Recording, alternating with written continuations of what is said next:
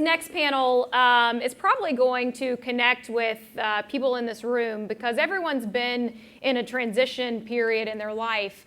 And it's that kind of like that pit in the stomach that you know something needs to change. You know that a new season is probably upon you and one is closing down. So I'm extremely excited about this panel and the force of people that are on it. This one is going to be dubbed How to Navigate Career Changes. Our moderator today, I'd like to go ahead and welcome to the stage Kim McCullough. She's a former automotive executive, worldwide vintage racer, collector, and Concours judge. A lifelong automotive enthusiast and car collector, has earned awards at the Pebble Beach Concours d'Elegance, the Amelia Island Concours, the Elegance at Hershey, St. Michael's, and other concours. Involved in the vintage car community. I hope we have that photo, Kim. I don't know if we have. We'll have to share that later because it's badass. Ooh, I said it. Great. Awesome. Involved in vintage car community, participating in numerous rallies, the California Mille, the Cooper State 1000, Ramshorn Rally, has run marketing operations for Mazda, Nissan, Toyota, most recently a vice president of marketing for Jaguar Land Rover, recognized by Automotive News as one of 100 leading women in North America auto industry. Welcome, Kim. Oh, it's on. Joining Kim on stage, Gill Campbell from AERO Marketing. She's the Director of Business Development, a former manager, then CEO of Laguna Seca Raceway. Bought naming rights to the circuit, included a multi-million WeatherTech deal, responsible for the return of MotoGP World Championship to the track. She's had her own company, Campbell Productions and PR, managing motorsports and music events and clients, previously involved in promoting Portland International Raceway, grew up in an automobile family in the United Kingdom.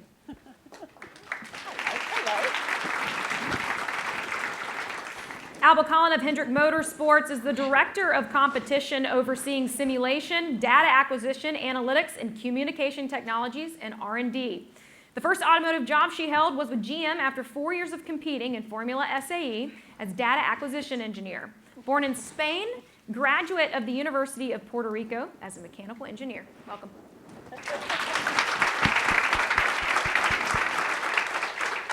Jill Gregory is the president and general manager of Sonoma Raceway, and if you haven't seen Turn 11 yet, I can't wait for everyone to experience it. It is fabulous.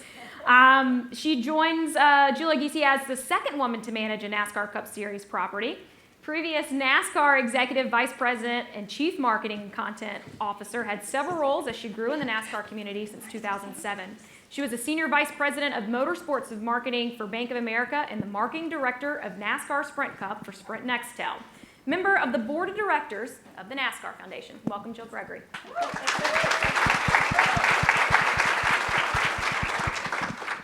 Cindy Lucchese is the Chief Strategy Officer at Penske Entertainment. She joined Holman and Company in 2014 as Chief Administrative and Financial Officer and played a role in portfolio review and subsequent sale of business from Holman and Company to the Penske Corporation.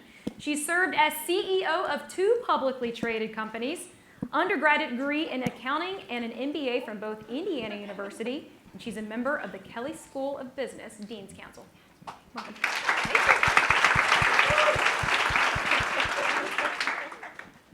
We ready? Go for it. Okay, great.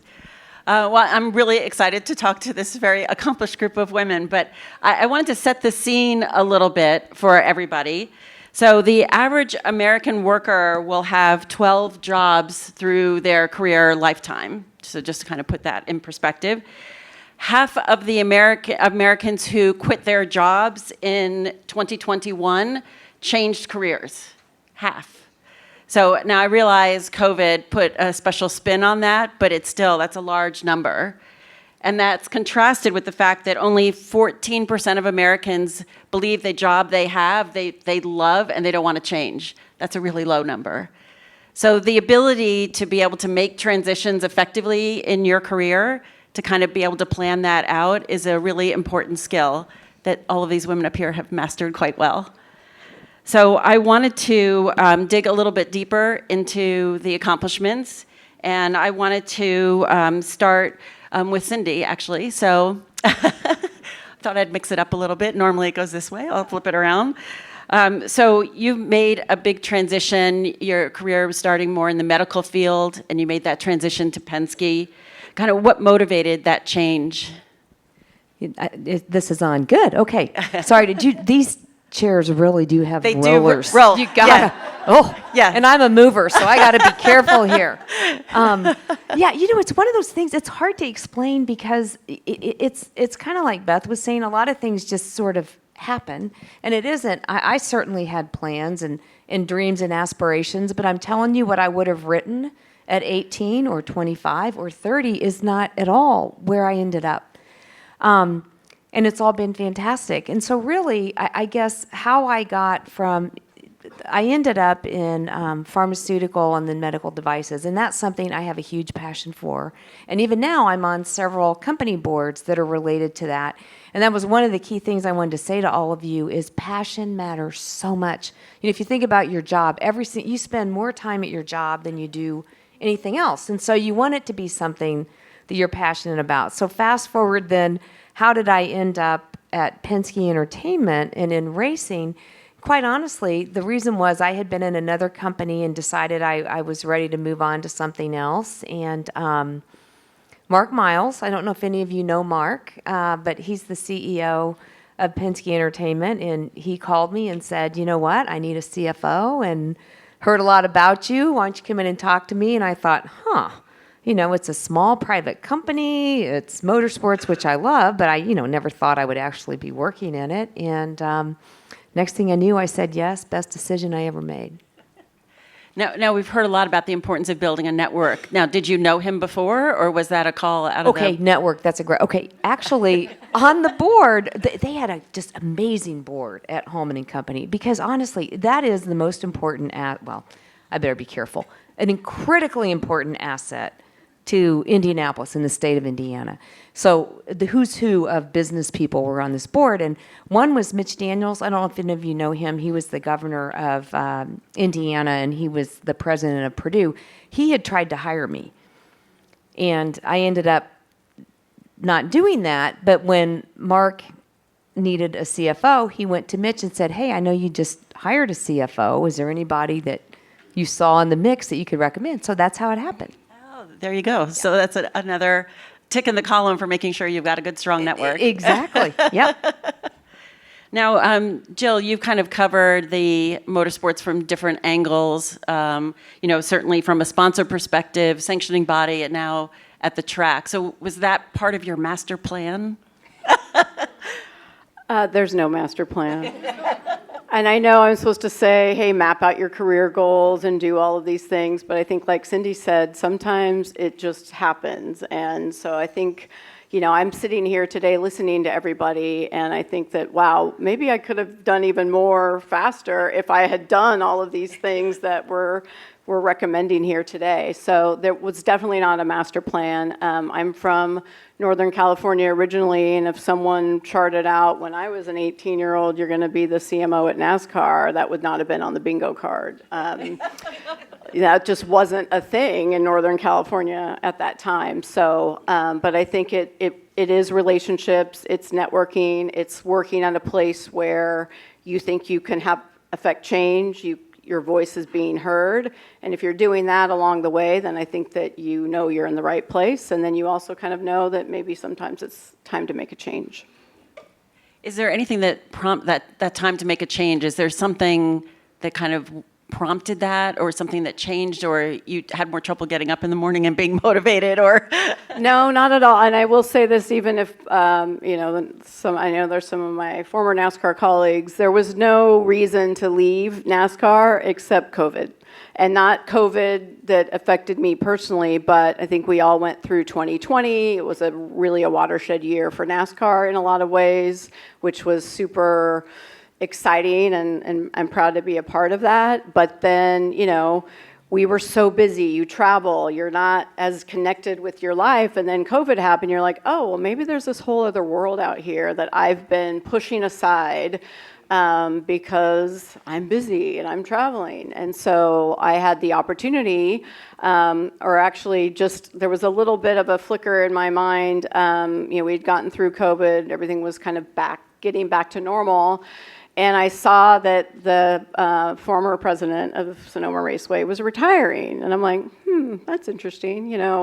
That could be fun. But I just, head down, went to the next race.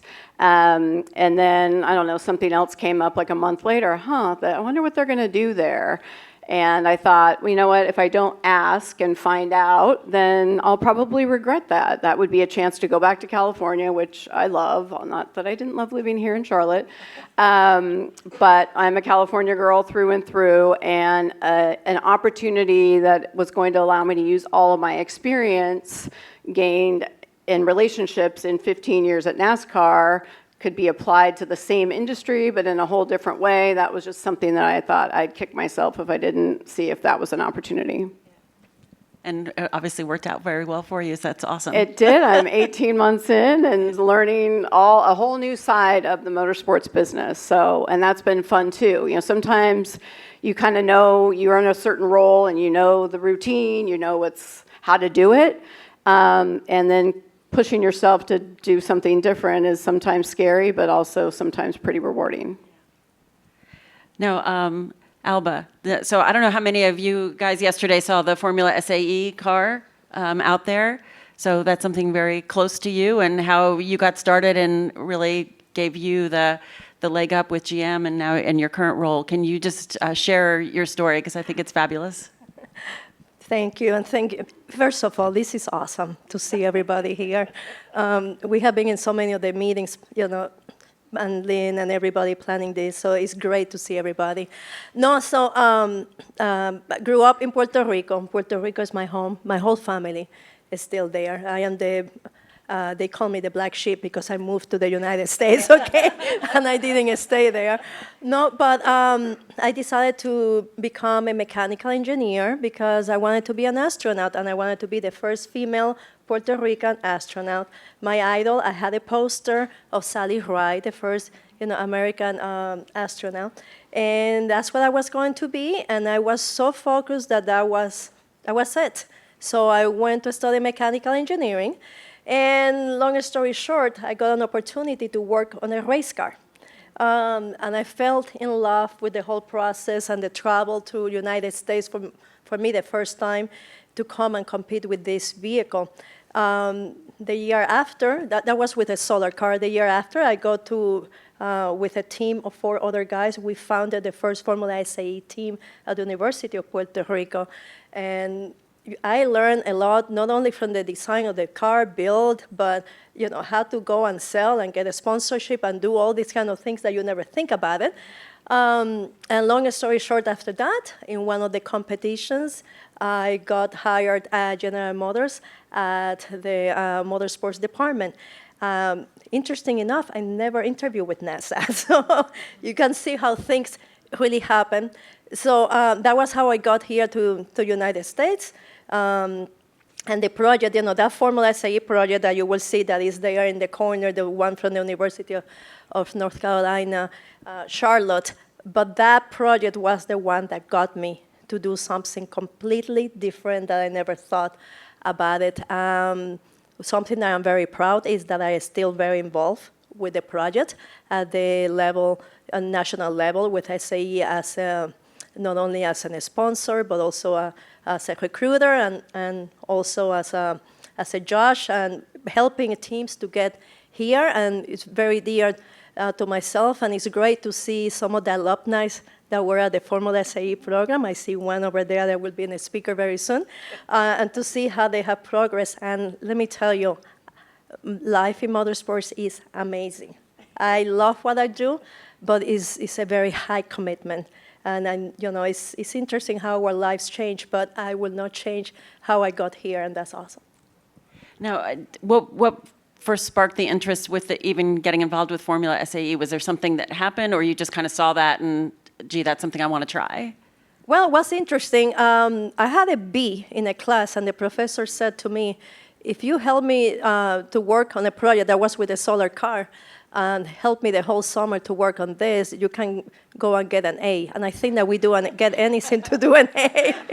I felt, but that was how I started in motorsports. But later with the Formula SAE I realized the passion. I realized that It's one of the very few things that you have an opportunity to see the results of what you're working on immediately. And that was when I said, no, this is the kind of life that I want. I want if something doesn't work today on Sunday, believe me, that night we are already working on what we need to do to fix it, because that race car lives, today, we're in Charlotte, so that's a little bit different. But in the regular weekend, we are leaving on Thursday. We are working Friday, Saturday, and Sunday at the track, and do it again the next time. So that quick pace, that be sharp on what you're thinking and what you're doing, that was what really brought the passion on me. That's great. That's great. Now, Gill, motorsports has been at the heart of everything that you've done. You've been able to navigate that, even having your own company, your work with Laguna Seca, and your work now.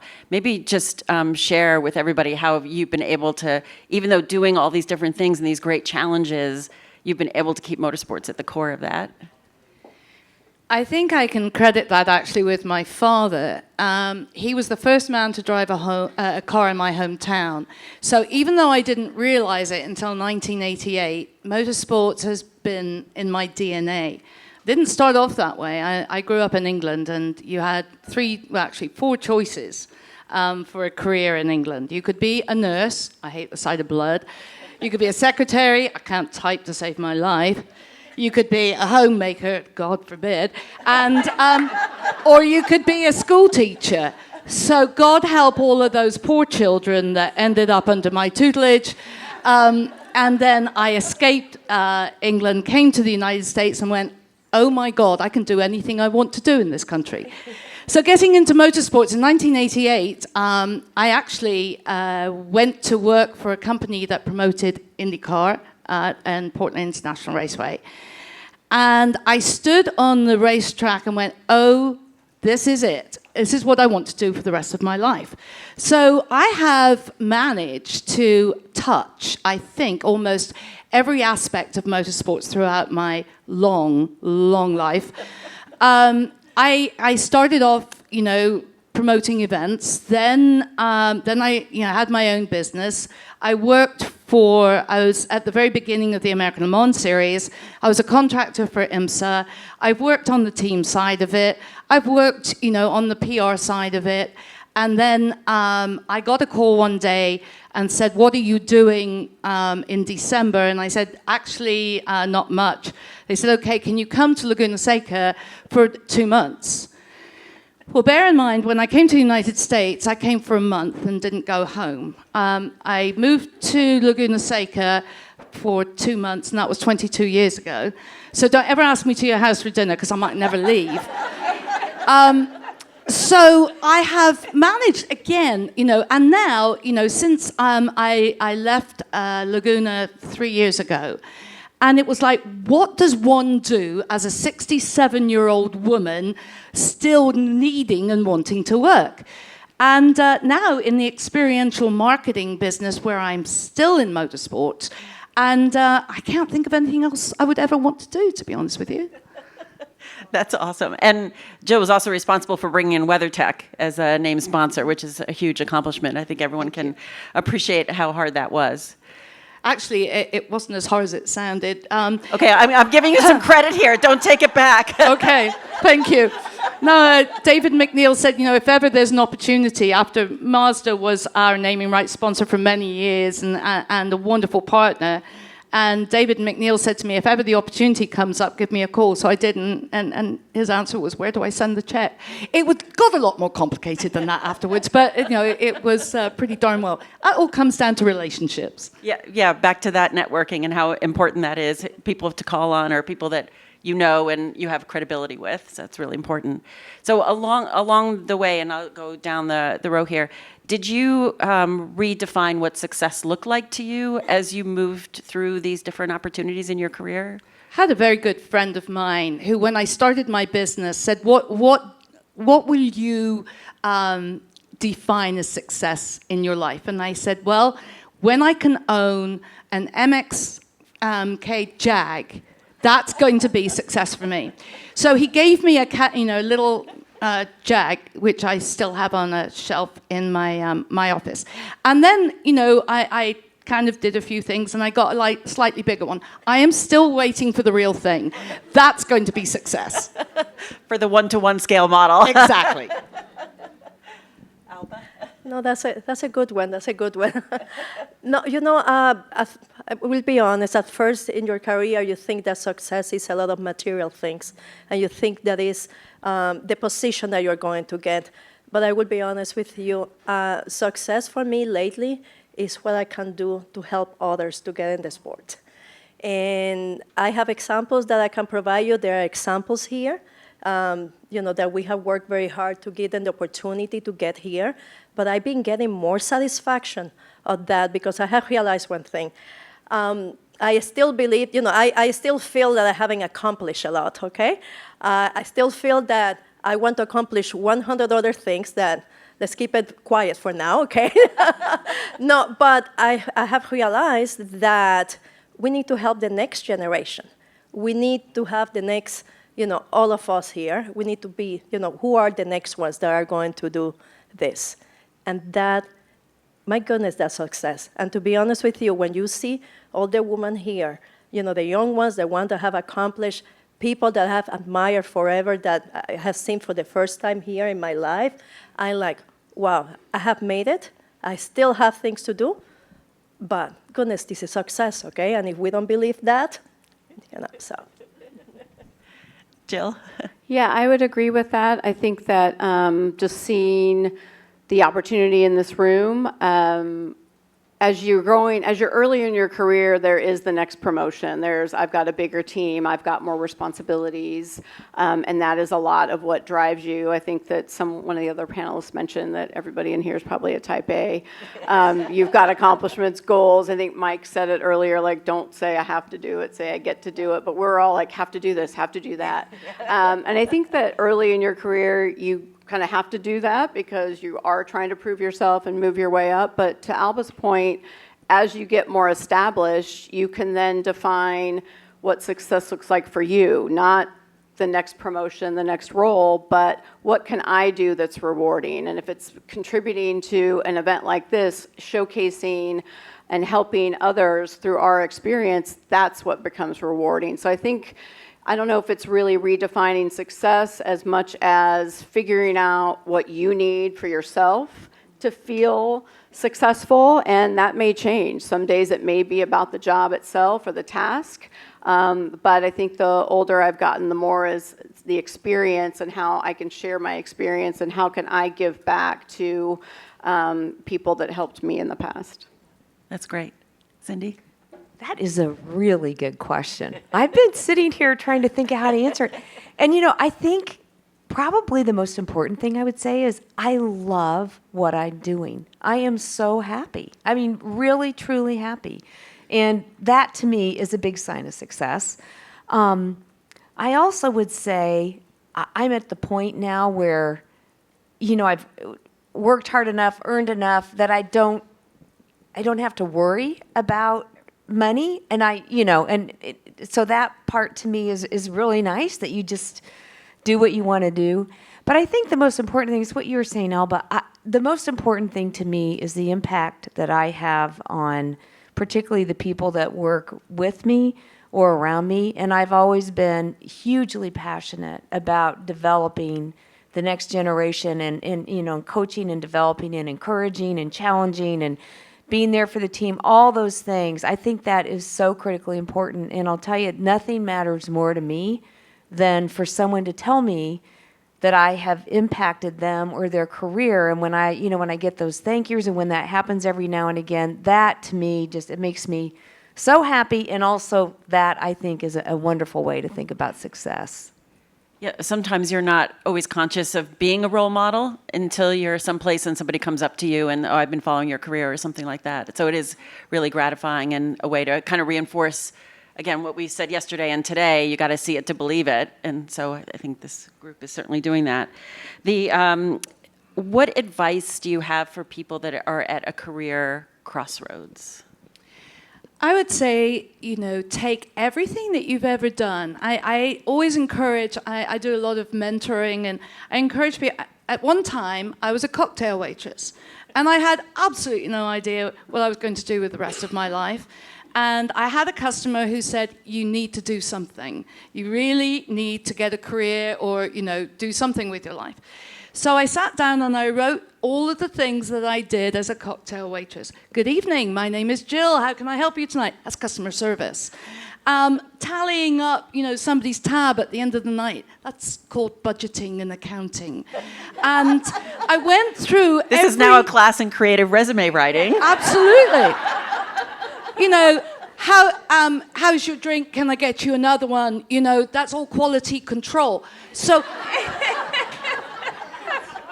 I like quality control. So I wrote down a column of everything I did, and then in the next column, it was how that translated over into anything else I wanted to do. And what I realized was there were no boundaries. I mean, I love that documentary, and well done, you guys. There are no boundaries. You can be whatever you want to be and whatever you need to be.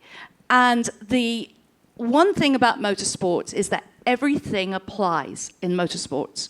Everything you do in your life applies to the motorsports industry, whether it's accounting or hospitality or being an engineer, which, God bless you guys. It is amazing how it all translates. What is the driving force of anything is passion and being driven and listening to the people who influence your life. I was very fortunate. After I left Laguna Seca, I had two voices that were in my ear, one in my left and one in my right, and they were both loud. One was Connie Nyholm, imagine that. And the other one was Lynn St. James, imagine that. And, they both said, look at what you have done and look at where you are. What do you want to do? Where do you want to be? And it was like, well, again, I can be anything and I can be anywhere. And I think that having the passion to drive and having people that you have developed in your life and in your network is the most important asset you can ever have. Resources will get you everywhere. I mean, yes, WeatherTech. I'd worked 5 years on that relationship. And relationships and this opportunity of networking with people like you is amazing to me. And particularly for those of you who are starting off in your career, you've got time, trust me, when you get to my age, I hope I still have time. I'm not done yet. And I've made a few career changes in my life as far as job changes.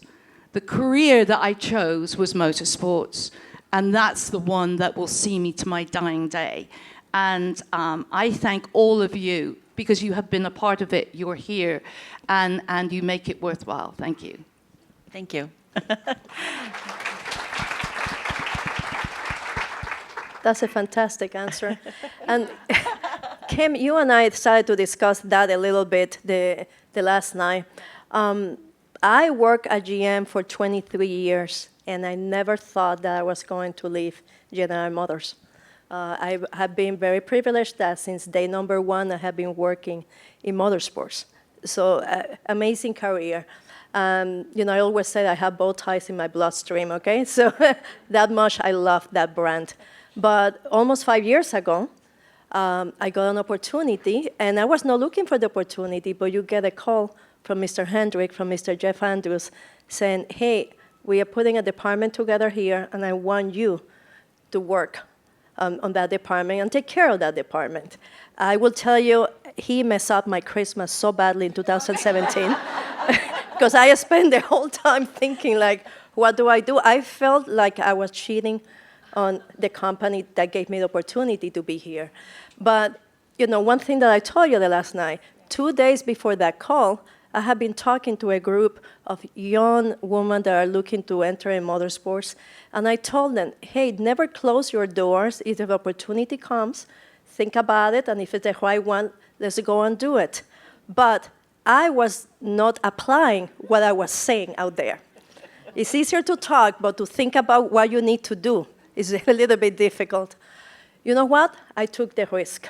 I took the risk, and I said, what can happen? You know, let's go to Charlotte. I remember on a Friday, I put whatever I put in that car, and I moved to Michigan to Charlotte. Let's start from zero. You know, yes, I have been established in the sport and so on, but believe me, it was not easy to make that transition. But I said, you know one thing? I would get the opportunity to work with the best NASCAR team. I believe that it's really the best NASCAR team, to work for Mr. Hendrick, to work for an organization that everybody admires. What do I have to lose? I took it. The risk has been amazingly rewarding. Love it. Still love my GM family, sitting over there with many of them, okay? No, but you know one thing? Give yourself the chance. You know, think about it. Look for somebody that will help you, and that will give you a very straightforward opinion. Because that was very important to me. Who can help me that I can talk back and forward about this decision, and I know that it has my well-being in this. And like I told you, you know, right now I'm looking forward to growing more in the company and to continue doing other things. But I will be honest, it's a little bit scary. We get so comfortable with what we're doing. And you are like, Mom, why do I have to do this? But you know one thing, to keep growing, to challenge yourself, to be uncomfortable, that's when you are doing the right thing. So if you get too complacent, you need to start to do something different. So I applied that, and I do not regret it at all. Get comfortable with being uncomfortable. Yes. Well, yeah, and then also be okay with a situation that doesn't follow a linear path, right? If we are all so goal-oriented and we've got to accomplish the next thing, whether that's a personal to-do list or a professional one, it goes on a path. And I think that uncomfortable happens when you're like, this is a bit of a detour or a right turn, a left turn.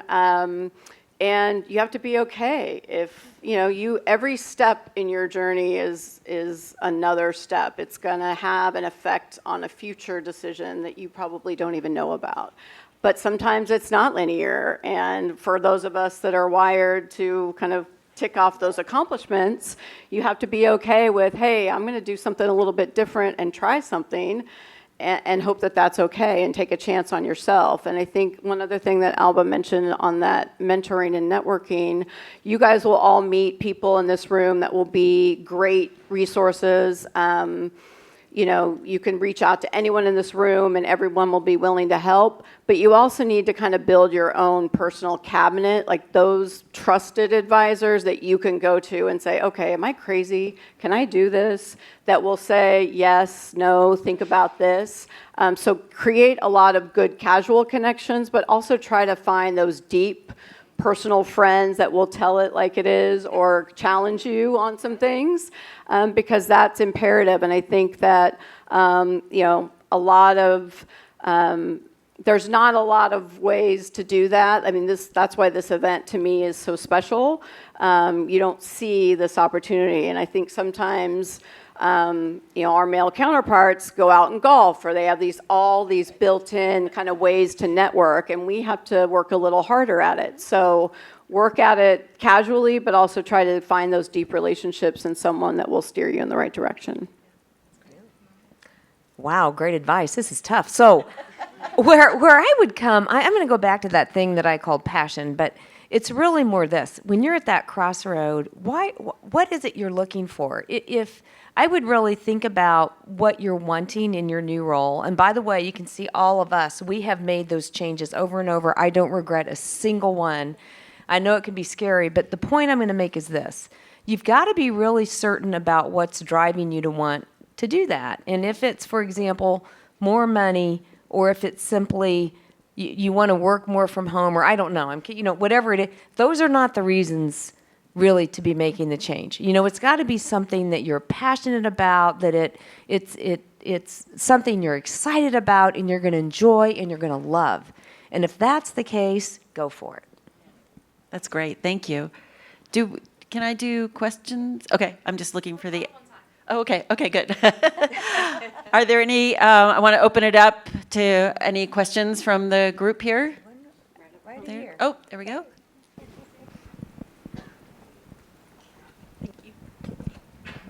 Hello. My name is Tajon Robinson. I am the engineering business manager for General Motors Motorsports. And my question to you ladies is, what advice would you give to aspiring engineers, PR people, whatever it is, as far as women building careers? What advice would you give to them to advocate for equity in this area? How do we make sure that we are getting our fair share? I have to be honest with you. I've never considered my gender. I have gone through all of my roles, particularly in motorsports, doing the job and doing it the best I'm able to, and never considering that I may have female assets.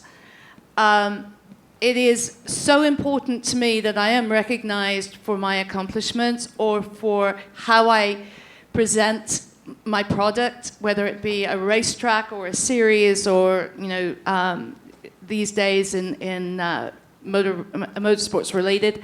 I've never actually presented myself as, I'm a woman, hear me out.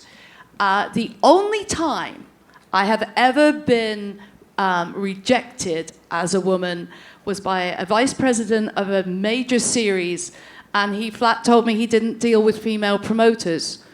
And it was a little bit of a shock at the time, but it was like, well, okay, then I'll never deal with you.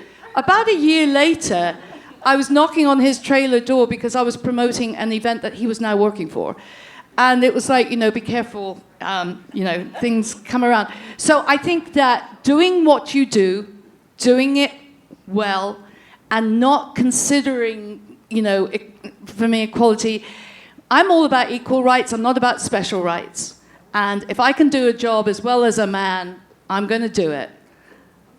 I do it better, but, that's quite simple.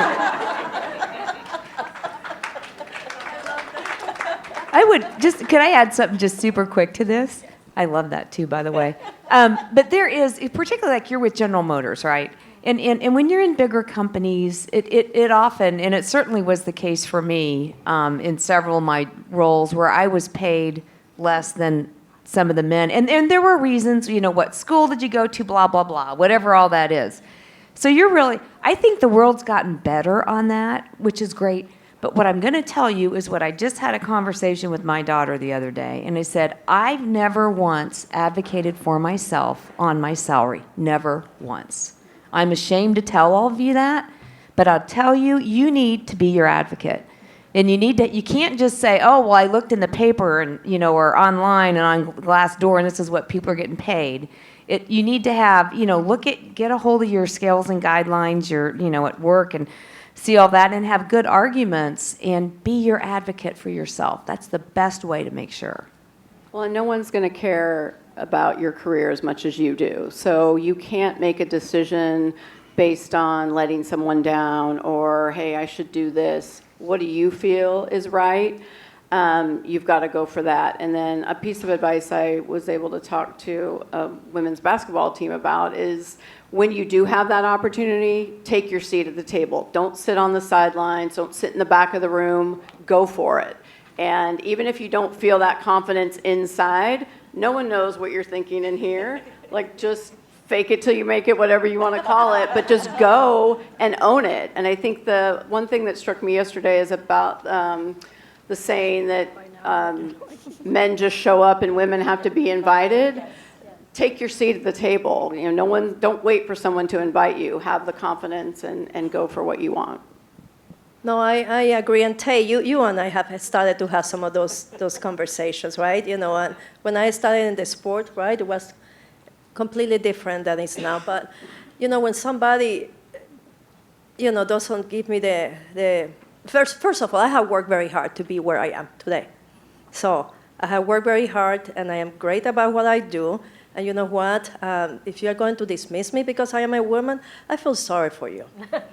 And you need a huge education about what is to do the right thing. So, thankfully that's not happening too much, but it still happens, right? You and I have discussed have discussed that, and I believe the advice that everybody has provided you is the right one. But you know what? At the end of the day, you have to continue going and working hard for what you want. Because, my dear, you are amazing. You are amazing. And I believe everybody in this room that have got here is amazing. But you know what? We will continue fighting the fight. Because one thing that was said yesterday, the day that, for me, the day that we don't have to do this kind of conference, that's the day that we have done the right thing. And I hope so I'm alive to see that. But if not, from now that I die, it's my job to make sure that the next ones have an opportunity at the table. That's great. I want to fight for one more question. Just one more. That's why I keep looking. I know. Let's do one more question. We have about a 15-minute break. It's going to cut it back down till around 12 or 11. You guys okay with that? But I think one more question for this group. Mia? There you go. Thank you. Hi, I'm Mia with the Porsche Club of America. And I love that you all want to mentor and you feel that that's been the biggest success of your careers and your passion. So I'm looking around this room of 300 people, and we can try very hard to build nonprofits and do things for large groups of people. But if I'm looking around the room, and if each person grabbed one young female in motorsports and mentored them, that's 300 more people that we would have in the community. Where have you found your most individual success of mentorship throughout your career? If you've had one really big mentorship that you were successful in, what would that be, and how did you help them? That's a tough one. That's a really tough one. It is. It's a really great question. One of the things I think that is the most rewarding for me is when I have had people come in as interns, then I have hired them, and then they've gone on to a higher, better job. And to watch them grow, and to watch them grow in the industry, and it is humbling. And, I still keep in contact with a lot of my former staff who came up through the ranks and who, will still call me, wanting advice. And again, I keep saying this, but you're getting old when people just want you for advice and your wisdom, But it's like having a computer, the hard drive is full, so it's ready to, feed out a little bit. It's so rewarding to see people grow in front of you. That to me is, however many, and there've been a lot, and I am just very blessed. I have different stories, but I'm sorry I'm going to embarrass somebody here. Laura Clauser. That's my success story here. Laura, remember you when you were in college? Going to Formula SAE, trying to be cheating the system in the brake competition, and I didn't allow you. Just kidding. But seeing her going through her career, and one day she called me and said, hey, there's a position open for the Cadillac program manager. How do I get there? You and I remember that dinner. We went, we talked a lot about what I have gone through, what you can do. You went through that interview. I know that at first they didn't want to give you the opportunity, right? But they gave you the opportunity. And to see what you are doing right now, not only in your, in your titles and every place that you are going to, that you travel and so on, but how you are doing the same, paying forward. That's my example.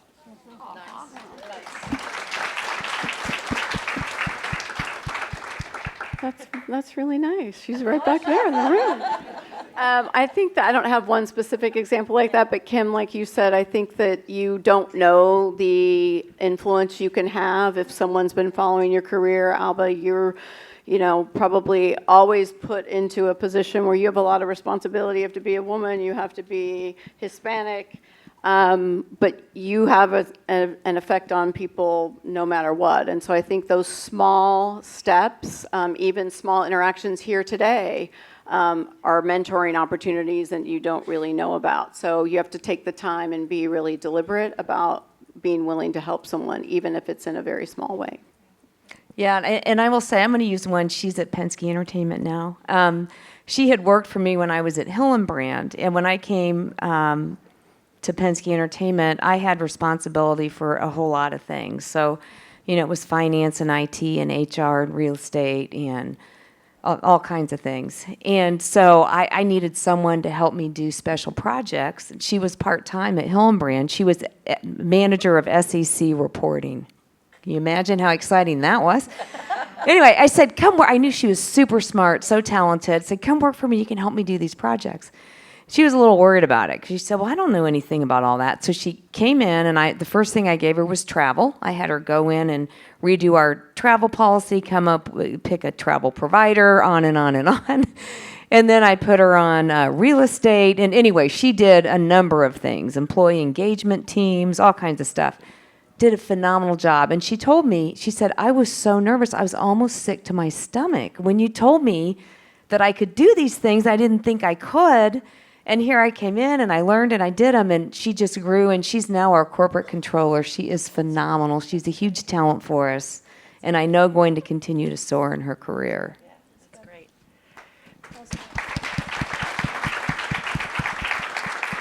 So, That was lovely. okay, just checking the time here. Well, thank you, everybody, just for the time here. I think everyone here is operating without a restrictor plate, which we know is an important thing.